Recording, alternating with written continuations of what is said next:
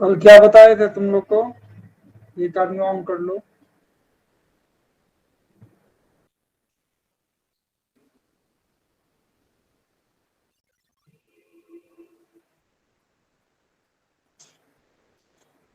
Sir एक question good solve evening sir. करवाए क्या बताए वो थे? सैलरी कैलकुलेट करने वाला। प्रोग्राम जी सर। सी का ना? सी का सर। अच्छा ठीक है। अब थोड़ा सा चैप्टर चेंज कर रहे हैं आज। C++ थोड़ा बहुत स्टार्ट कर रहे हैं। ठीक है।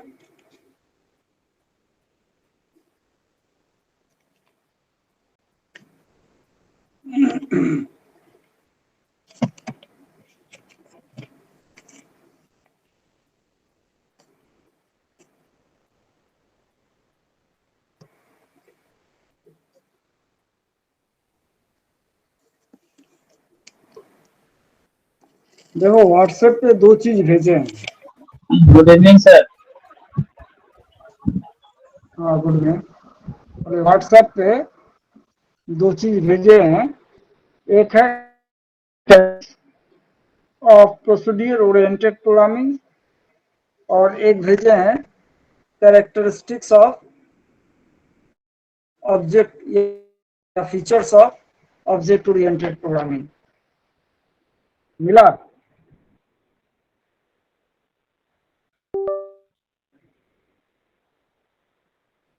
Hello? Yes yes sir. Sir मिला। मिला है? एक बार पढ़। यस सर मिल गया। हाँ एक बार पढ़ लो उसको, उसका बता रहा है। ठीक है सर। देख लिया? यस सर देख लिया।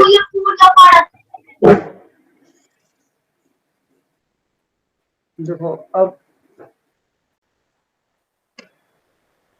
Characteristics of procedure oriented that is C के बारे में वो है। उसका जो कैरेक्टरिस्टिक्स है सी लैंग्वेज का, पॉइंट वाइज हम बता रहे हैं, उसको ध्यान से सुनिएगा। पहला पॉइंट है emphasis is on doing things that is algorithm. यानी प्रोसीड्यूर ओरिएंटेड प्रोग्रामिंग जो है ये एल्गोरिदम बेस्ड होता है। यानी पहले ही हम डिसाइड कर लेते हैं, एल्गोरिदम तैयार कर लेते हैं जो मुझे प्रोग्राम कैसे बनाना है, या फ्लो चार्ट बना लेते हैं दिमाग में या कॉपी में, तब हम लोग प्रोग्रामिंग करते हैं। So it is algorithm based. Second point is large programs are divided into smaller programs known as function। सी में अभी तक आप लोग फंक्शन किए नहीं है। फंक्शन जैसे प्रिंटफ है, स्कैनफ है, ये सारा लाइब्रेरी फंक्शन है। तो हम लोग भी अपना फंक्शन बनाएंगे बाद में। तो जब बहुत बड़ा प्रोग्राम हो जाए तो हर एक काम के लिए एक अलग अलग फंक्शन बना लेंगे। तो बहुत बड़ा प्रोग्राम को छोटे छोटे सेगमेंट में हम लोग बांट देते हैं, जिसको हम लोग कहते हैं फंक्शन या प्रोसीड्यूर भी कहते हैं। So it is known as procedure oriented programming. Third point is most of the function share global data. अगर सी में कोई वेरिएबल को ग्लोबल बना दे, देन उसमें जो भी फंक्शंस होगा, जितना भी फंक्शन होगा, सभी फंक्शन उस ग्लोबल डाटा को यूज कर सकता है। किसी वेरिएबल को ग्लोबल अगर बनाना है, मेन से पहले अगर किसी वेरिएबल को डिक्लेयर करते हैं तो वो ग्लोबल बन जाता है। ठीक है, इस बात लेके आएंगे हम सी में। नेक्स्ट पॉइंट है data move openly around the system from function to function. क्योंकि डाटा ग्लोबल रहता है, इसलिए डाटा जो है मूव कर सकता है एक फंक्शन से दूसरे फंक्शन के तरफ, या ये समझ लो हर फंक्शन उस डाटा को एक्सेस कर लेता है। The data is global in C language या procedure oriented programming. Next point is functions transforms data from one form to another. Function जो है एक टाइप का डाटा को दूसरे टाइप का डाटा में कन्वर्ट कर सकता है तुम्हारा सी लैंग्वेज या प्रोसीड्यूर ओरिएंटेड प्रोग्राम में। और ट्रांसफॉर्म बाद में दिखाएंगे तुम लोग को। जो अगर कैरेक्टर टाइप है उसको इंटीजर टाइप में हम लोग कन्वर्ट कर सकते हैं, बाय डिफॉल्ट करवा सकते हैं, and so on. Next one is the employs top down approach in program design. इसका मतलब होता है प्रोग्राम को जो हम लोग लिखते हैं या डिजाइन करते हैं वो टॉप से डाउन की ओर फ्लो करता है, यानी कंपाइलर जब पढ़ता है ऊपर से लेके नीचे की तरफ बढ़ता है। यानी जब हम कंपाइल करते हैं प्रोग्राम को तो पहले मेन फंक्शन के पास जाता है, इसके बाद जो स्टेटमेंट है उसके बाद एंड सो ऑन, तो ऊपर से नीचे की ओर बढ़ता है प्रोसीड्यूर ओरिएंटेड प्रोग्राम के अंदर, दैट इज सी लैंग्वेज। ठीक है, तो सी तो हम लोग पढ़ ही रहे हैं।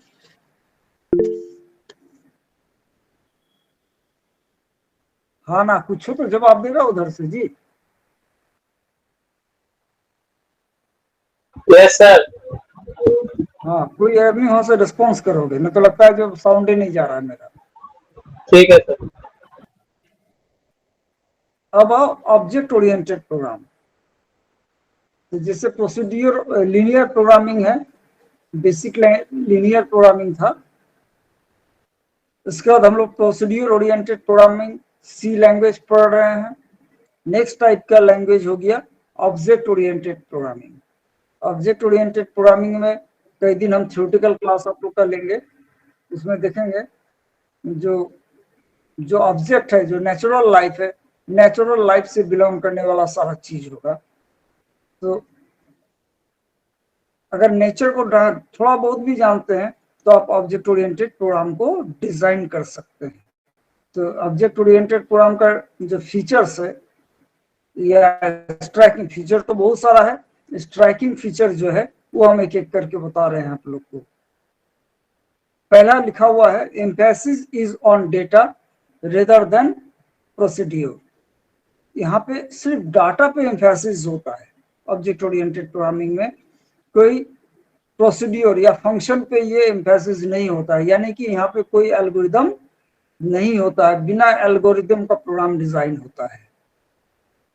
यानी ये समझ लो, जो हम लोग अगर नेचुरल लाइफ में जाए तो नेचुरल लाइफ में हम एल्गोरिदम बना करके कभी नहीं चल सकते हैं। जैसे हम लोग मैट्रिक पढ़ेंगे, इंटर पढ़ेंगे, बीसीए कर रहे हैं, बीसीए करके तो अच्छा जॉब करेंगे, 50,000 का जॉब करेंगे, मान लो ये मेरा एल्गोरिदम है, लेकिन कोई जरूरी तो नहीं है हमको 50,000 का जॉब मिलेगा, 10,000 का भी मिल सकता है, 20 का भी मिल सकता है, लाख का भी मिल सकता है। तो एल्गोरिदम फिक्स्ड होता है, तो एल्गोरिदम फिक्स्ड है, दैट इज द प्रोसीड्यूर, जो कि हम लोग का प्रैक्टिकल लाइफ में फिजिबल है ही नहीं। ठीक है, कोई जरूरी नहीं है आप कंप्यूटर का ही काम करेंगे, हो सकता है आपको नॉर्मल कंपटीशन हो उसमें आप चले जाए, हो सकता है आप घर का जो बिजनेस है उसको देखने लगे पढ़ाई करने के बाद। तो ये है प्रैक्टिकल लाइफ। तो object oriented programme practical life से जुड़ा हुआ चीज से इम्प्रेस्ड होकर बना हुआ है। यहाँ पे कोई एल्गोरिदम नहीं होता है, परिस्थिति के हिसाब से यहाँ पे प्रोग्राम को डिजाइन किया जाता है। Is it clear? Yes sir. Yes, sir. Next point is program are divided into what are known as objects. अब है यहाँ पे प्रोग्राम जो है सी में क्या था, छोटा छोटा सेगमेंट बना हुआ था प्रोग्राम का, जिसको हम लोग फंक्शन या प्रोसीड्यूर करते हैं। लेकिन यहाँ पे प्रोग्राम छोटा छोटा सेगमेंट में बढ़ता तो है, लेकिन यहाँ पे कोई प्रोसीड्यूर या फंक्शन नहीं होता, यहाँ पे होता है ऑब्जेक्ट। सिर्फ ऑब्जेक्ट को लेके, उसका बिहेवियर एंड प्रॉपर्टी को लेके ही हम लोग प्रोग्राम को डिजाइन करते हैं। ठीक है, so object is the smallest unit of object oriented program. Next, data structures are designed such that they characterize the objects. यानी डाटा स्ट्रक्चर का मतलब हुआ डाटा को अरेंज करके रखना, उसको रिट्रीव करना, रिट्राइव करना। तो मैथमेटिकल ऑर्डर में डाटा को जो स्टोर करते हैं that is known as data structure. तो यहाँ पर डाटा स्ट्रक्चर को इस ढंग से डिजाइन करते हैं जो उसको हम लोग इजीली पहचान सके। एक रफ आइडिया तुमको दे रहे हैं। मान लो एक स्कूल के बारे में हम लिख रहे हैं, विद्यार्थियों के बारे में लिख रहे हैं, तो हम लोग ऑब्जेक्ट बनाएंगे स्टूडेंट 1, स्टूडेंट 2 या स्टूडेंट का जो नाम होगा। ठीक है, कौन लिखा जी डाटा स्ट्रक्चर क्या है? अमान है सर। जब लेक्चर खत्म हो जाए तब पूछा करो, और जो पूछा है उसका जवाब हम दे दिए हैं तुरंत।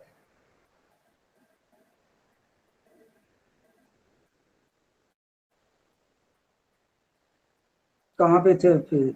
ये हो गया। हाँ, सपोज जो हम लोग डिजाइन करेंगे तो ABCD ऑब्जेक्ट का नाम दे सकते हैं, लेकिन ऐसा नहीं करेंगे। यहाँ पे ऑब्जेक्ट स्टूडेंट 1, स्टूडेंट 2, स्टूडेंट 3 इस तरह से दें, या तुम्हारा जो नाम है उसके हिसाब से ही डाटा को स्टोर करेंगे, नाम के हिसाब से। तो डाटा स्ट्रक्चर को इस ढंग से डिजाइन होना चाहिए जो ऑब्जेक्ट को पहचाना जा सके। ABC करेंगे तो ऑब्जेक्ट समझ में नहीं आएगा, जो आदमी के लिए यूज किया है या जानवर के लिए किया है या किसी मैटर के लिए किया है। इसलिए तुम लोग को पहले भी बोले हैं, वेरिएबल नेम, फंक्शन नेम, ये वर्क से रिलेटेड होना चाहिए। वही चीज है यहाँ पे, जो डाटा स्ट्रक्चर को, डाटा का जो अरेंजमेंट करेंगे इस ढंग से करें जो उसको हम लोग पहचान लें। Next point is function that operate on the data of an object are tied together in the data structure. Basically C जब पढ़ेंगे आप, सी में भी हम एक चीज बताएंगे, स्ट्रक्चर। स्ट्रक्चर में क्या होता है, डिफरेंट डाटा टाइप्स को हम लोग कंबाइंड कर देते हैं, लॉजिकल बाउंड्री से बांध देते हैं, और वो जो लॉजिकल बाउंड्री होगा उस लॉजिकल बाउंड्री में जो वेरिएबल होगा उसको कोई भी बाहर से एक्सेस कर लेता है। That is the drawback of structure in C language. But C++ में क्लास जो इस प्रॉब्लम को खत्म करता है। क्लास क्या होगा, जो डाटा होगा,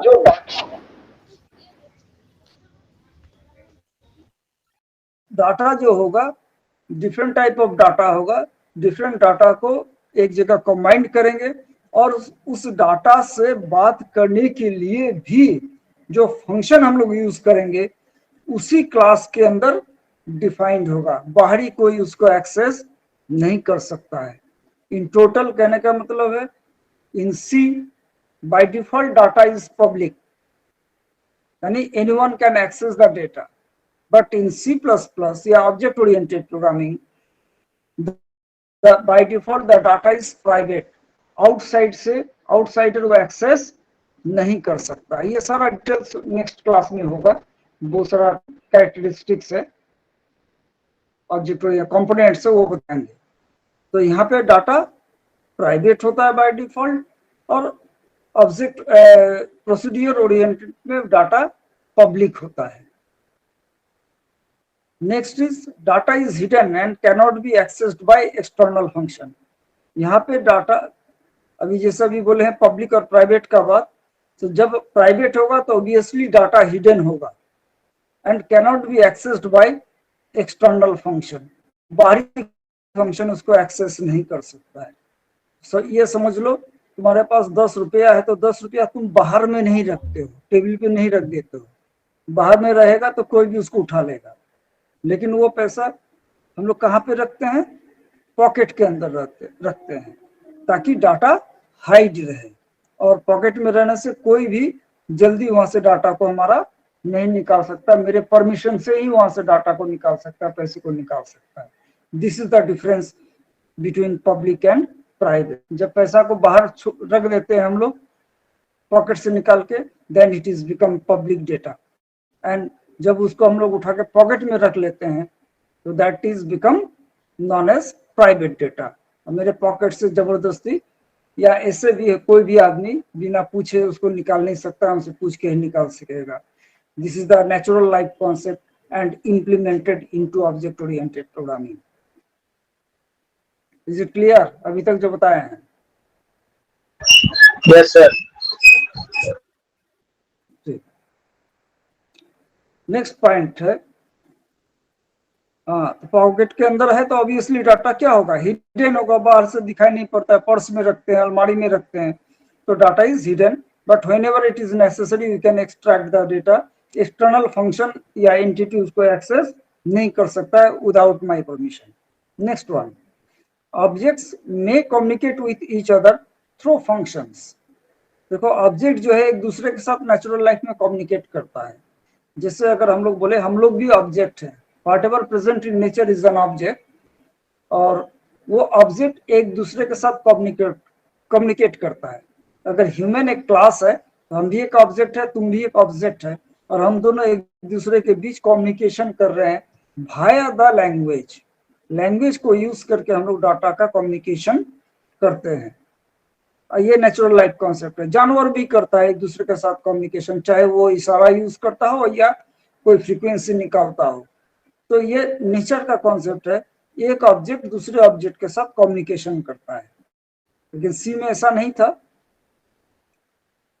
ऑब्जेक्ट को कम्युनिकेशन यहाँ जो करेगा, एक ऑब्जेक्ट दूसरे ऑब्जेक्ट के साथ कम्युनिकेशन करने के लिए जो माध्यम चुनता है वो होता है फंक्शन। हम लोग जैसे लैंग्वेज को चुनते हैं या इशारा को चुनते हैं या कोई फ्रीक्वेंसी को चुनते हैं कम्युनिकेशन करने के लिए, ऑब्जेक्ट ओरिएंटेड प्रोग्राम में वो चीज परफॉर्म होता है फंक्शन के थ्रू से। एक फंक्शन दो ऑब्जेक्ट के बीच कम्युनिकेशन करवाने का काम करता है। ठीक है, Yes, sir. नेक्स्ट पॉइंट है, new data and functions can be easily added whenever necessary. यानी नया डाटा या फंक्शन जब जरूरत हो हम उसमें ऐड भी कर सकते हैं प्रोग्राम के अंदर, जैसे नेचुरल लाइफ में भी होता है।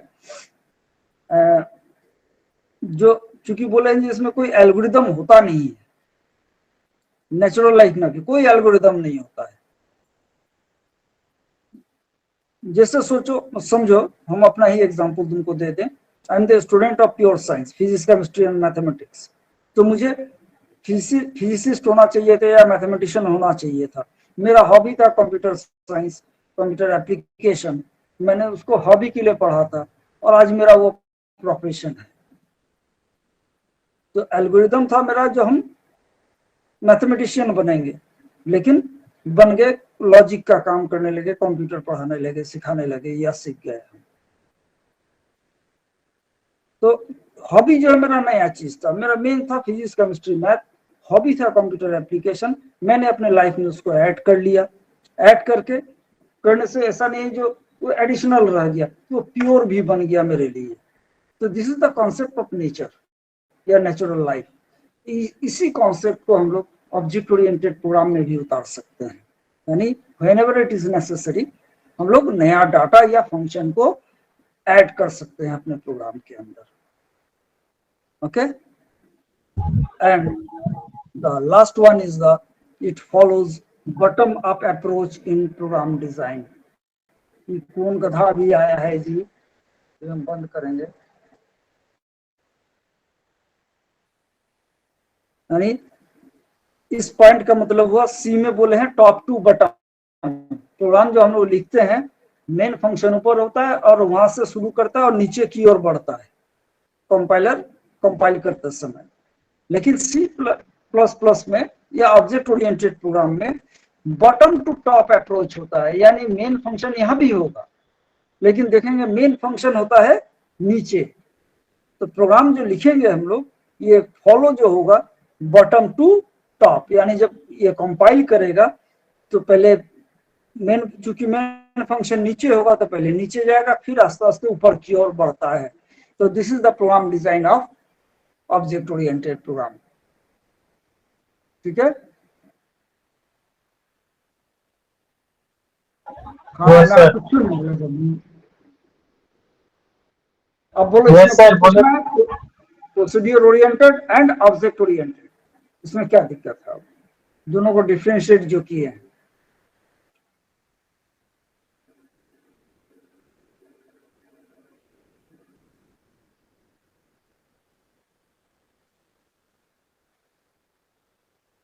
हेलो,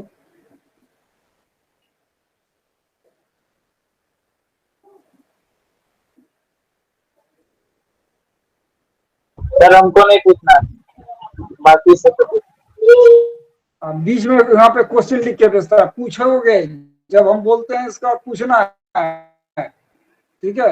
आप बीच में जो पढ़ाते समय बीच में यहाँ पे टाइप करके भेज रहे हैं, वो धंधा नहीं करना है यहाँ पे। जब हम चुप हो जाए, अपना लेक्चर खत्म हो जाए, तो हम खुद पूछते हैं। अगर प्रॉब्लम है किसी पॉइंट पे, वो हमसे पूछ लो।